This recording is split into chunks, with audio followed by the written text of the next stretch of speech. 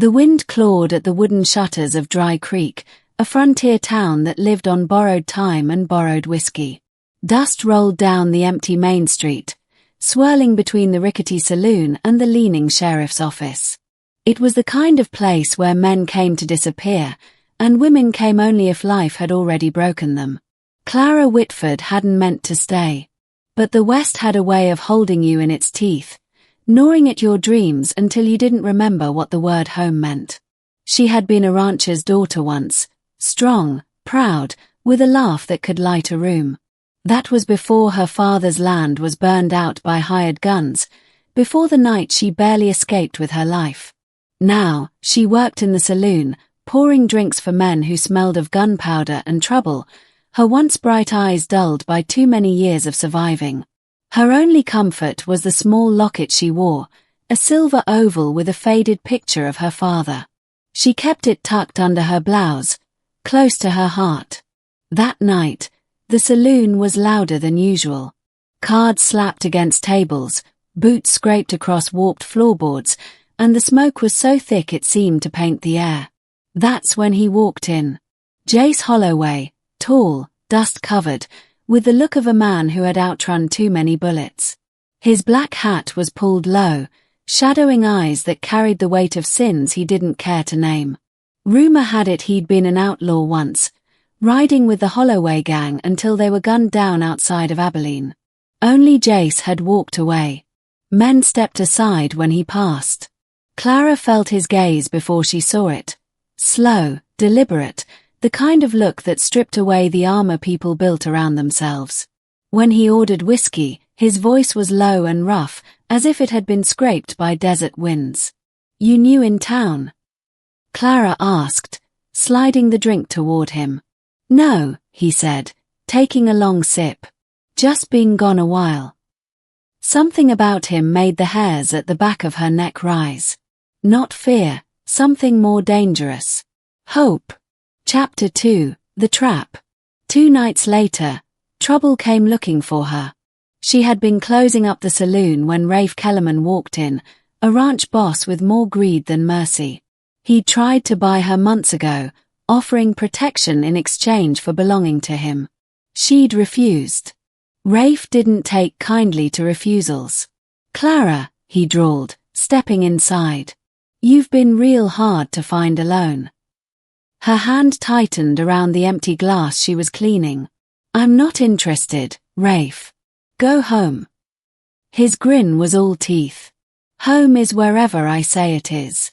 You've got debts, your rent, your keep. I can settle all that tonight." Before she could move, 2 of his men came in behind him, blocking the door. The room seemed to shrink, the air too heavy to breathe. "You'll come quiet," Rafe said, "or you'll come bleeding." That's when Jace appeared in the doorway, shadow cutting across the lamplight. His revolver was in his hand, steady as stone. "She said no." Jace's voice was calm, almost bored. "Best you listen."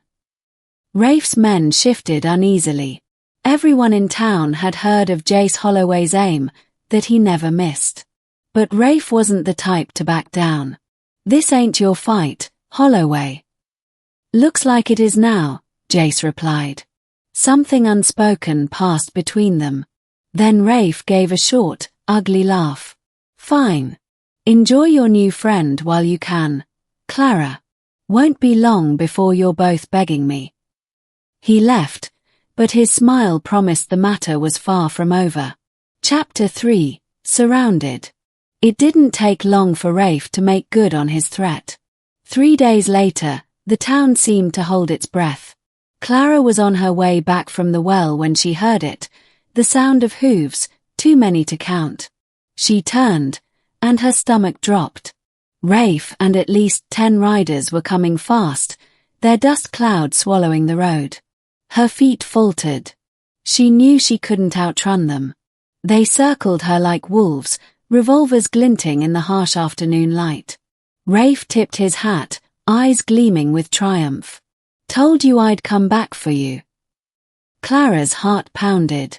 The townsfolk watched from behind shutters and doorways, but no one stepped forward. No one ever did. She backed toward the edge of the corral fence, her legs trembling from exhaustion. She'd been working since dawn, and the weight of fear pressed down harder than any labor. Her breath came in sharp gasps. The sun burned the back of her neck. She could almost taste the dust of the end. That's when she heard the sound, a single set of hoofbeats approaching fast from behind. The circle of riders shifted, parting just enough for a figure to ride through. Jace. His black hat was pulled low, his revolver drawn, and his voice carried like iron in the wind.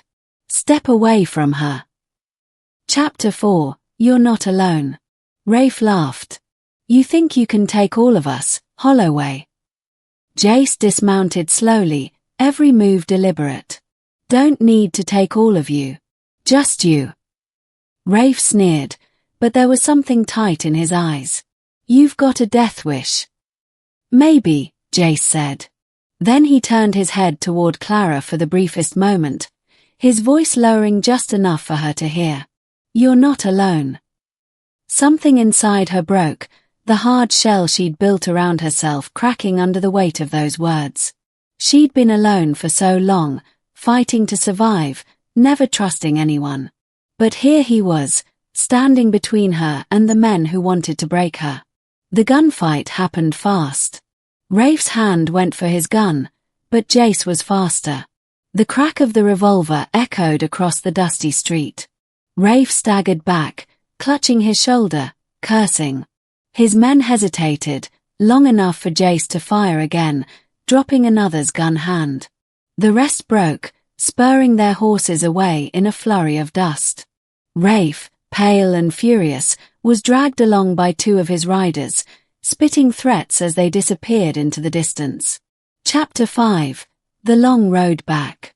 Clara's legs gave out, and she sank against the fence, the adrenaline draining from her body. Jace crouched beside her, his hands gentle as he checked her for injuries. You're shaking, he said. She gave a small, humorless laugh. I thought I was going to die. Not while I'm around. She studied him, the set of his jaw, the tired lines around his eyes, the faint scars that spoke of old battles. Why? She asked softly. Why risk yourself for me? For a long moment, he didn't answer. Then he said, because someone once stood up for me when no one else would. I owed them. And maybe I owed myself. The next weeks blurred into one another. Rafe had been wounded badly enough to keep him off his feet, and his men kept their distance. Jace stayed close, helping her with the heavy work, walking her home at night. He didn't talk much, but when he did, his words carried weight. She learned he'd once ridden with men who'd burned and stolen without care. He'd walked away when he realized the blood on his hands couldn't be washed clean.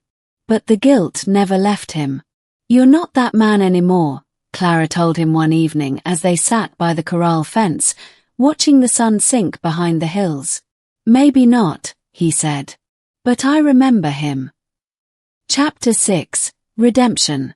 One night, trouble came back, but this time they were ready.